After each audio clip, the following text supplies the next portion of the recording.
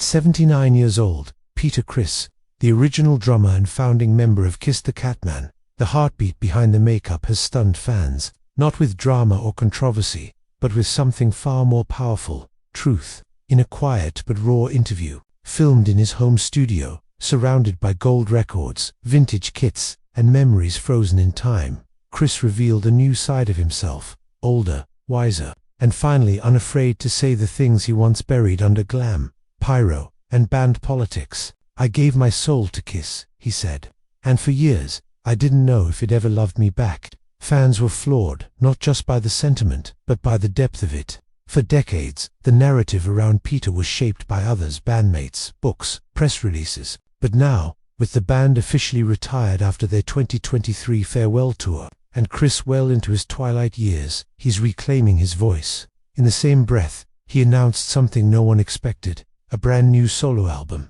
His first in nearly 2 decades. It's pure rock and roll. He smiled, voice cracking slightly. No filters, no pressure, just me doing what I love. The album, due later this year, features rock legends like Billy Sheehan, John 5, and Paul Schaefer, and promises to bring Criss back to the front of the stage, not in makeup, but as a man ready to be heard on his own terms. Fans cheered the comeback, but what shocked them even more were his honest reflections on his complicated legacy with Kiss. While Criss expressed gratitude for the journey, he didn't hide his pain, not being invited to play at the final shows. "That hurt," he said, eyes steady but filled with history.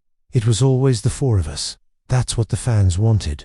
That's what Kiss's was." He added that despite the brand's multi-billion empire, it was the early years, the blood, sweat, tears, and tiny clubs that he carries with him. "We built something that changed music forever, and then somehow I felt erased from it."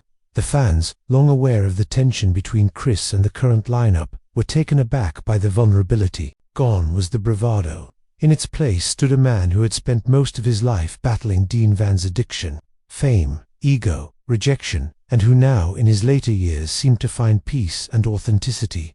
"I'm not bitter," he added. "I'm blessed, but I won't lie and pretend the way it ended didn't break my heart." Still, his tone never turned sour. Instead, it was filled with a quiet defiance and hope. He thanked the Kiss Army for sticking by him, especially those who saw through the press narratives and supported his solo work through the years.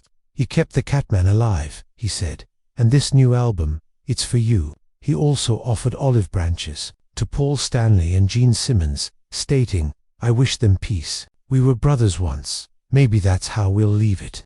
As the video ended, Criss sat behind his drum kit and tapped out a slow, emotional rhythm, part jazz, part rock, all soul. It was a message without words. At 79, Peter Criss didn't need to scream, didn't need stage lights or smoke bombs to make his point. He simply showed the world the man behind the masks, still beating, still bruised, still creating. And in doing so, he delivered the most unexpected shock of all: that sometimes the loudest noise is the one made in silence, truth, and grace.